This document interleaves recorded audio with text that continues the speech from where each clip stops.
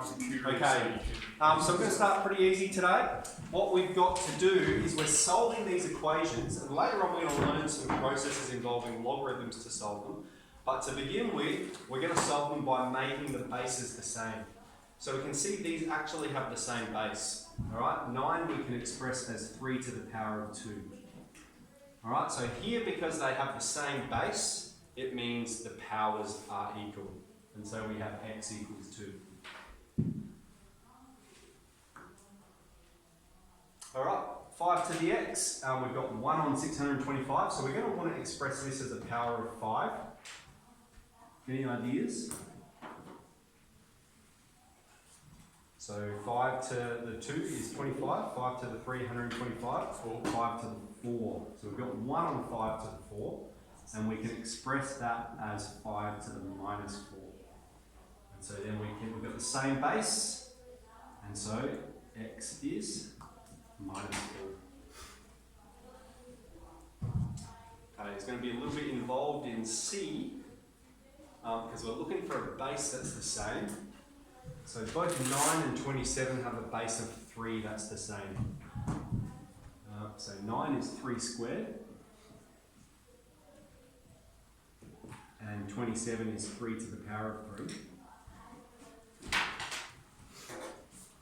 Now, I know these because I'm a maths teacher, but remember I said right at the start of the unit, the powers of 2 are 2, 4, 8, 16, 32, and then we have the powers of 3 is 3, 9, 27, 81, 243, and we have the powers of 5, 5, 25, 125, 620. So you've got these written down, and I think all of them are in terms of 2, 3 or 5. Alright? So let's keep going along. What we're going to do is we're going to expand this. Okay, remember, so that power needs to multiply both of those terms.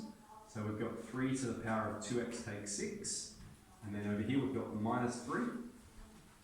We have the same base, which means now we can jump straight into equating the power.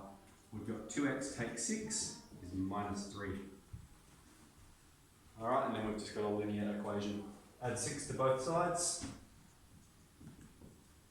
And divide both sides by 2.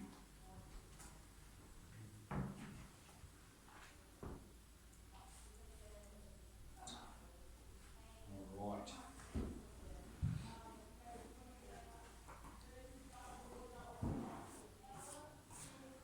Okay, any questions about that? D? Alright, so before we go to equating the bases, we want to get rid of this product out the front. So any of these, we're just going to divide both sides by 3 straight away.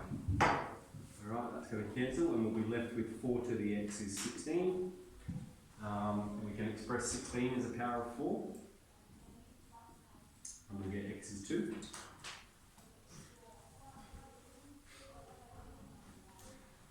Okay, just on that, I said probably all of them will be either a 2, 3 or 5.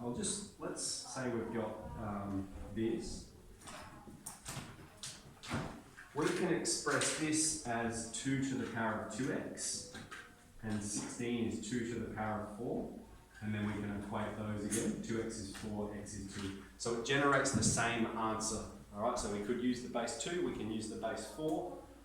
Either of those will give us the same answer, so either of these processes is fine. Cool, so that's 12G. Let's get into it.